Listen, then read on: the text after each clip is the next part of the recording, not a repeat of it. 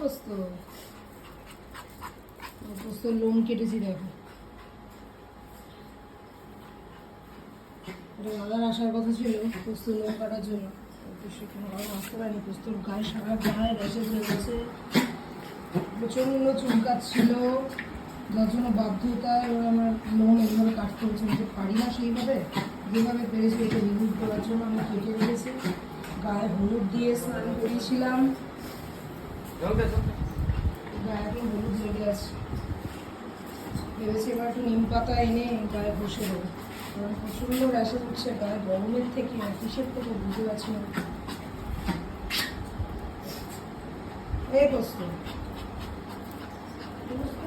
একদম আমার মায়ের মতো দেখতে হবে, শুধু মন থাকে বলেই চেহারা বাড়ে, এখন চেহারাই